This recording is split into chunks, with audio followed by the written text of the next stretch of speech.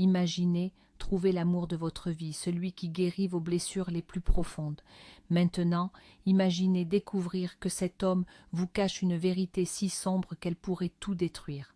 C'est l'histoire de Chloé, une jeune femme dont le chemin vers le bonheur a été semé d'embûches, de deuil et d'un secret de famille capable de redéfinir tout ce qu'elle pensait savoir. Accrochez-vous, car ce que vous allez entendre dépasse l'imagination et vous fera vous demander jusqu'où peut aller la force du pardon. Chloé était une jeune femme discrète, vivant avec sa mère, Hélène, dans une petite ville de Normandie. Son monde s'était effondré 1 an plus tôt avec la mort de Léo, son amour d'enfance, son âme sœur. Ils avaient grandi ensemble, inséparables depuis l'école primaire, et leur avenir semblait tracé. Mais Léo, passionné par le ciel, était parti pour l'école d'aviation de Toulouse, et un accident tragique l'avait emporté, laissant Chloé dans un deuil infini. Pendant 1 an, elle a survécu plus qu'elle n'a vécu, se réfugiant dans son travail de couturière. C'est alors qu'elle a rencontré Mathieu. Charmant, attentionné et patient, il a lentement réussi à percer sa carapace de chagrin. Avec lui, Chloé a réappris à sourire, à espérer. Ils sont tombés amoureux et ont commencé à parler de mariage, d'un avenir commun. Mais depuis quelques semaines, un nuage noir planait sur leur bonheur. Mathieu était devenu distant, nerveux et disparaissait pendant des heures sans explication, semant le doute et la peur dans le cœur de Chloé. La vieille voiture de Mathieu était garée devant la maison abandonnée de sa grand-mère. Chloé sentait son cœur battre à tout rompre dans sa poitrine, la clé qu'il lui avait donnée pour qu'elle jette un œil à la bâtisse en vue de futurs travaux pesait lourd dans sa main tremblante. Elle avait menti, prétextant un rendez-vous chez le médecin pour quitter son atelier plus tôt. La suspicion était un poison qui rongeait son esprit depuis des jours. Elle se gara un peu plus loin, sur le chemin de terre bordé de hautes herbes, et s'approcha à pas de loup. La maison se dressait comme un fantôme silencieux, avec ses volets décrépits et sa peinture écaillée. Un sentiment de trahison glaciale l'envahit. Il lui mentait, c'était évident, et elle allait découvrir pourquoi. Elle prit une profonde inspiration, l'odeur de la terre humide et des feuilles mortes emplissant ses poumons, et tourna la clé dans la serrure rouillée. La porte grinça sinistrement en s'ouvrant sur un couloir sombre. Une odeur de poussière et de renfermé la frappa, mais une autre senteur, plus surprenante, flottait dans l'air, celle d'un bouillon de légumes chauds. C'était impossible. La maison était vide depuis des années. Le sol craqua sous ses pieds alors qu'elle avançait prudemment. Des toiles d'araignée pendaient des poutres du plafond. Dans la pénombre, elle aperçut une faible lueur provenant de la chambre du fond. Son sang se glaça. Il n'était pas seul. Les pires scénarios se bousculaient dans sa tête, chacun plus douloureux que le précédent. Elle imaginait une autre femme, une vie secrète, leur amour réduit à un mensonge. La colère et le chagrin se mêlaient, lui donnant la force d'avancer. Elle ne reculerait pas, elle devait savoir. Elle poussa doucement la porte de la chambre. Mathieu était là, de dos. Il tenait une cuillère et se penchait sur une forme allongée dans le vieux lit en fer forgé. Il ne l'avait pas entendu. « Mathieu ?» Sa voix était à peine un murmure, brisé par l'émotion. Il sursauta violemment, laissant tomber la cuillère qui retentit sur le plancher avec un bruit métallique. Il se retourna, le visage livide, ses yeux écarquillés par la panique. « Chloé, qu'est-ce que tu fais là? Tu devrais être au travail. » Sa voix était rauque. Le déni et la peur se lisaient sur son visage. Chloé sentit les larmes monter. « C'est à moi de te poser la question. Qu'est-ce que tu fais ici, Mathieu? Et qui est-ce » Son regard se posa sur la silhouette dans le lit et son cœur s'arrêta.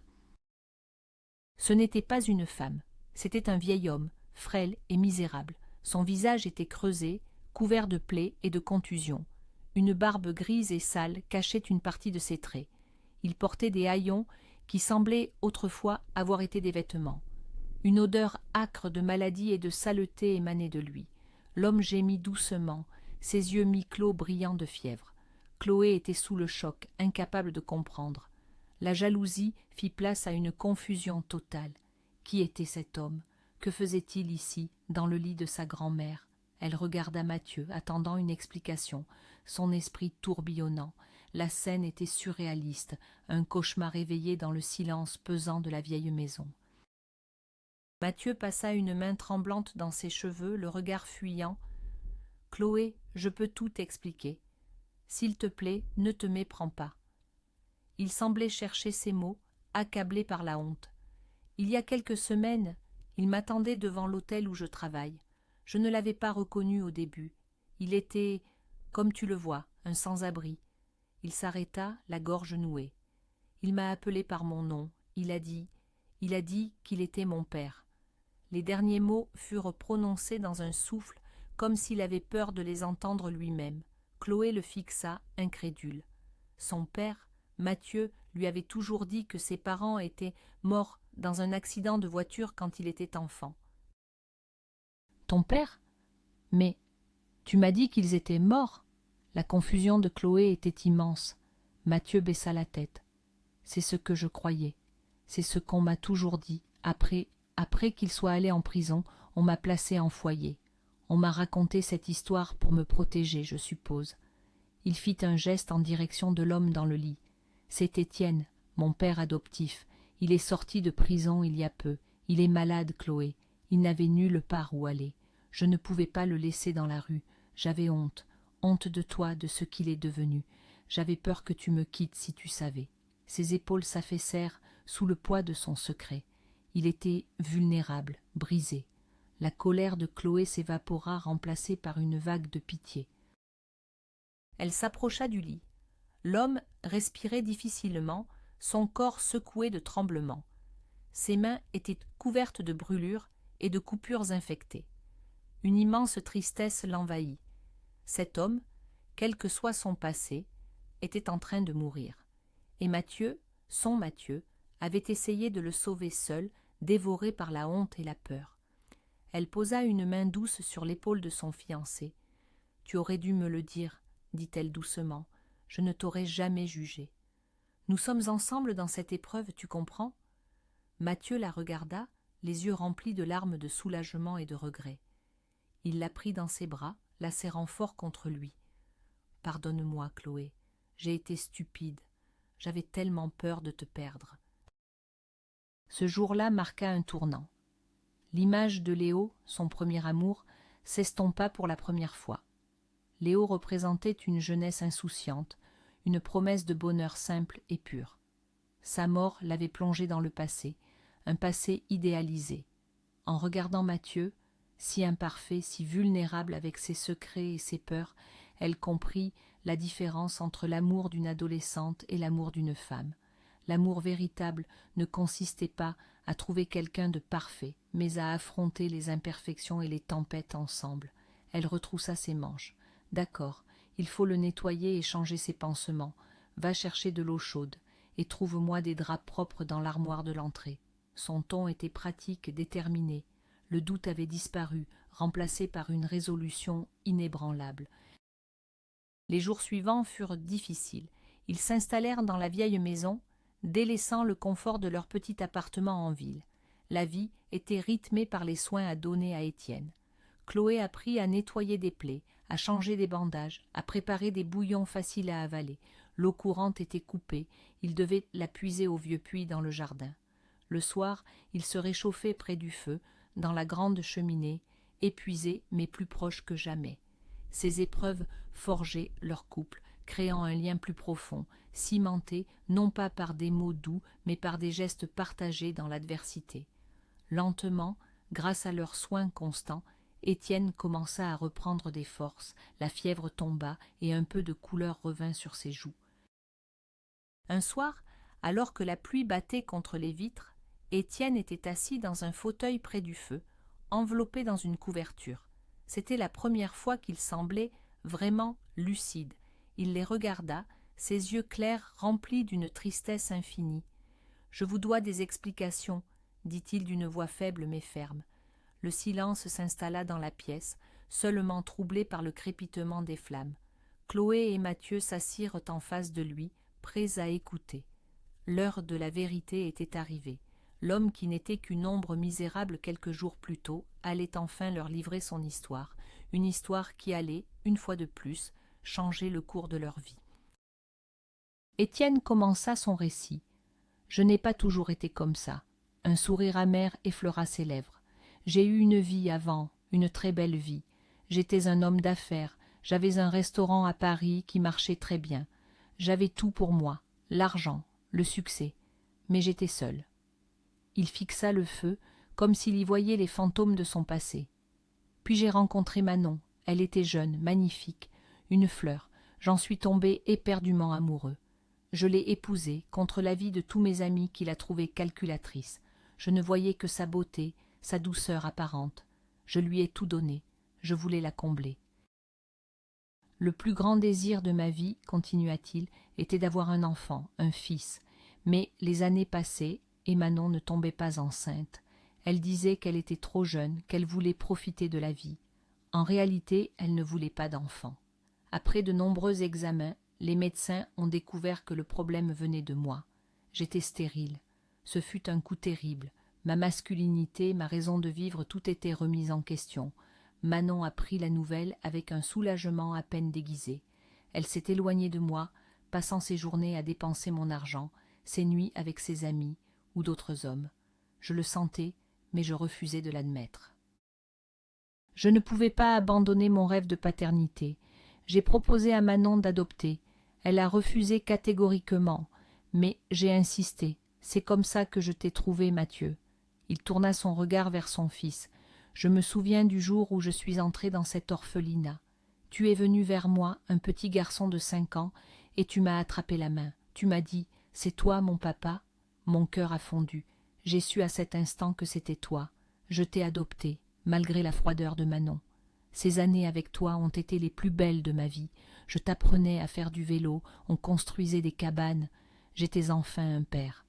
Des larmes silencieuses coulaient sur les joues du vieil homme. Mais j'étais aveuglé par mon bonheur paternel. Je ne voyais pas que mon monde s'écroulait. Manon me trompait ouvertement avec mon associé et meilleur ami Antoine. Ils ont comploté dans mon dos. Antoine m'a fait signer de faux documents, m'a volé mon entreprise, mon restaurant, tout ce que j'avais bâti. Quand j'ai tout découvert, Manon est partie en me riant au nez. J'étais anéanti, ruiné. La rage m'a consumé. J'ai retrouvé Antoine sur le parking du restaurant. Je voulais juste qu'il me rende ce qui m'appartenait. Il s'est moqué de moi, m'a traité d'imbécile. J'ai perdu la tête. Nous nous sommes battus. Dans la fureur, je l'ai tué. Étienne ferma les yeux, revivant l'horreur de ce moment. Je ne l'ai pas voulu. C'était un accident, un coup de trop. Mais la justice ne l'a pas vu comme ça. J'ai été condamné pour homicide. Ils t'ont repris, Mathieu, et t'ont renvoyé à l'orphelinat. C'est mon plus grand regret, t'avoir abandonné une seconde fois. J'ai purgé ma peine, mais en sortant, le monde avait changé. J'étais un ex-tôlard, un moins que rien. J'ai sombré dans l'alcool, la rue. Je voulais te retrouver, mais j'avais trop honte. Comment le meurtrier que j'étais devenu pouvait-il se présenter devant toi? Puis, je suis tombé malade. Je savais que je n'en avais plus pour longtemps. Je devais te voir une dernière fois, pour te demander pardon. Un lourd silence emplit la pièce. L'histoire d'Étienne était une tragédie, un enchaînement de mauvais choix et de malchance. Mathieu se leva et s'agenouilla devant son père. « Je te pardonne, » dit-il, la voix étranglée par l'émotion. « Tu as fait des erreurs, mais tu as aussi été le meilleur père que j'aurais pu souhaiter pendant ces quelques années. Je ne t'ai jamais oublié. » Chloé, émue, aux larmes, sentit soudain un vertige. Elle se leva et courut vers la petite salle de bain où elle fut prise de nausées. Mathieu la suivit, inquiet. Quand elle sortit, le visage pâle, elle le regarda et sourit faiblement. « Je crois que tu ne vas pas être le seul à devenir père. Je suis enceinte, Mathieu. » La nouvelle de la grossesse de Chloé fut comme un rayon de soleil après la tempête. La joie illumina le visage de Mathieu, chassant les ombres du passé. Même Étienne sembla retrouver une nouvelle raison de vivre, un espoir inattendu. La perspective de devenir grand-père le transforma. Ils décidèrent de se marier rapidement, une petite cérémonie simple, avant que le ventre de Chloé ne s'arrondisse trop. La première étape était d'annoncer la nouvelle à Hélène, la mère de Chloé. Celle-ci s'inquiétait de ne plus voir sa fille, qui prétextait être très occupée par les préparatifs de la maison de sa grand-mère. Il était temps de tout lui révéler, le retour d'Étienne, le mariage et le bébé. Ils invitèrent Hélène à dîner dans la vieille maison, qu'ils avaient rendue un peu plus accueillante. Hélène arriva, un panier rempli de ces fameuses tartes à la main. Elle était heureuse de voir sa fille si épanouie, même si elle trouvait l'endroit lugubre. « Alors, c'est ici que vous comptez vivre. Il y a du travail, » dit-elle en souriant. Chloé prit une grande inspiration. « Maman, il faut qu'on te présente quelqu'un. Voici Étienne, le père de Mathieu. » Étienne, qui s'était fait plus présentable, sortit de la cuisine, un sourire timide aux lèvres. « Enchanté, madame. » Il s'arrêta net en voyant le visage d'Hélène. Hélène, de son côté, laissa tomber son panier. Les tartes s'écrasèrent sur le sol dans un bruit sourd. Elle devint blanche comme un linge. « Étienne, » murmura-t-elle, comme si elle voyait un fantôme. Ses yeux s'emplirent de larmes et d'incompréhension. Elle se tourna vers sa fille, le visage décomposé. « Chloé, ma chérie, cet homme, c'est ton père. » Chloé sentit le sol se dérober sous ses pieds. Un rire nerveux lui échappa. « Maman, arrête, ce n'est pas drôle. Mon père est mort avant ma naissance. Tu me l'as toujours dit. » Mais le regard d'Hélène était empreint d'une douleur si profonde qu'il ne pouvait mentir. Étienne, figé, regardait Hélène comme s'il ne pouvait en croire ses yeux. « Hélène, c'est toi, après toutes ces années ?» Hélène s'effondra sur une chaise, le visage entre les mains. « Nous étions jeunes, » sanglota-t-elle. « C'était avant Manon, avant tout ça. Nous étions follement amoureux, ici même, dans cette région. Mais nous nous sommes disputés. Une stupide histoire de jalousie. J'étais fière, orgueilleuse. Je suis partie sans un mot, je suis retournée chez mes parents. C'est là que j'ai découvert que j'étais enceinte de toi, ma chérie. Je n'ai jamais osé te le dire, Étienne. J'ai préféré inventer cette histoire, te croire mort pour me protéger. Pour te protéger. Pardonnez-moi. » La pièce semblait tournoyer autour de Chloé. Son père, cet homme brisé était son père, et Mathieu, son fiancé, était le fils adoptif de son propre père. La révélation fut un choc sismique qui ébranla les fondations de leur nouvelle famille.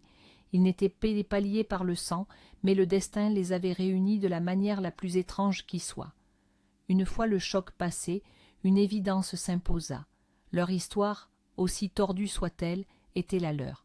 Ils étaient une famille, unis par des liens plus complexes et plus forts que la normale. Le mariage eut lieu 1 mois plus tard, dans le jardin de la vieille maison, désormais rempli de rires et de fleurs. C'était une journée douce et ensoleillée. Hélène et Étienne, maladroits et timides comme 2 adolescents, se redécouvraient, pansant les blessures de 40 ans de silence. Quelques mois plus tard, Chloé se rendit au cimetière. C'était l'anniversaire de la mort de Léo. Elle déposa un bouquet de fleurs sauvages sur sa tombe. Elle ne ressentait plus cette douleur aiguë qui lui déchirait le cœur. À la place, une douce mélancolie, la tendresse d'un souvenir précieux. Elle lui parla à voix basse, lui raconta sa nouvelle vie, son mariage, le bébé qui allait naître. Elle sentait qu'il aurait été heureux pour elle. En se relevant, elle tomba nez à nez avec la mère de Léo, qui venait elle aussi se recueillir. Les 2 femmes se regardèrent un instant en silence. La mère de Léo avait le visage marqué par le chagrin, mais ses yeux étaient doux. « Chloé, » dit-elle d'une voix douce, « je suis heureuse pour toi. J'ai appris que tu t'es mariée, que tu attends un enfant. Tu mérites d'être heureuse. Mon fils t'adorait, il n'aurait voulu que ça. » Chloé fut touchée par ces mots. « Je ne l'oublierai jamais. Il a été mon premier amour, mon meilleur ami. » La mère de Léo posa une main sur le ventre arrondi de Chloé. « C'est un garçon ou une fille ?»« Un garçon, » répondit Chloé en souriant. La femme la regarda droit dans les yeux, une lueur de prière dans le regard. « Si ce n'est pas trop te demander, pourrais-tu l'appeler Léo, pour que son nom continue de vivre ?» Chloé sentit les larmes lui monter aux yeux. C'était une demande poignante, une façon de lier le passé, le présent et l'avenir. Elle hocha la tête, incapable de parler. Elle comprit à cet instant que le deuil ne signifiait pas oublier, mais apprendre à vivre avec l'absence, en transformant l'amour perdu en une force qui nous guide. Le souvenir de Léo ne serait pas une encre la retenant dans le passé, mais une étoile veillant sur son avenir. Elle quitta le cimetière le cœur léger, en paix avec ses fantômes, prête à accueillir la vie qui grandissait en elle. La vie reprit son cours dans la maison de campagne. Étienne et Mathieu, père et fils, passaient leur journée à rénover la bâtisse, un projet qui leur permettait de reconstruire leur relation, un coup de marteau après l'autre. Hélène venait presque tous les jours, apportant des plats chauds et des conseils, son regard pour Étienne se faisant de plus en plus tendre. Il se promenait dans le jardin, évoquant le passé non plus avec regret, mais avec la sagesse de ceux qui ont une seconde chance. Il n'essayait pas de rattraper le temps perdu, mais de savourer le présent qui leur était offert. Le jour de l'accouchement, tout le monde était à la maternité. Mathieu, submergé par l'émotion, ne quittait pas la main de Chloé. Étienne et Hélène attendèrent dans le couloir, faisant les 100 pas, unis par la même angoisse et la même espérance. Quand le premier cri du bébé retentit, ce fut une explosion de joie. Un petit garçon en parfaite santé. Mathieu entra dans la chambre, les yeux brillants de larmes, et prit son fils dans ses bras.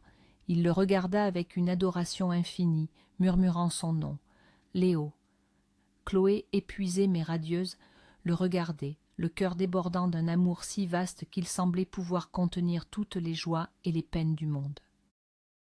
Quelques années plus tard, le jardin de la maison est rempli de rires d'enfants. Le petit Léo, avec les yeux de son père et le sourire de sa mère, court après un ballon. Étienne, dont les cheveux sont devenus complètement blancs, est assis sur un banc et le regarde avec un amour infini. Il n'est plus l'ombre qu'il était, mais un grand-père comblé et serein. Hélène est à ses côtés, sa main posée sur la sienne. Ils ne se sont jamais remariés, mais ils vivent ensemble, profitant de la quiétude des jours.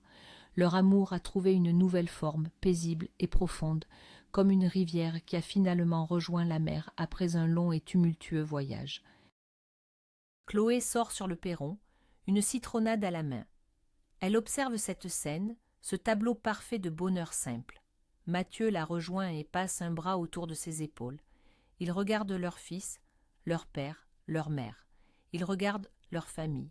Une famille improbable, née de la tragédie, du mensonge et du pardon. Une famille aux racines tordues, mais aux branches solides, capable de résister à toutes les tempêtes. Elle repense souvent à son passé, à la douleur, au deuil, mais elle sait maintenant que chaque épreuve, chaque larme, chaque rencontre l'a menée précisément là où elle devait être. Chaque pièce du puzzle, même la plus sombre, a trouvé sa place. Le soleil couchant baigne le jardin d'une lumière dorée.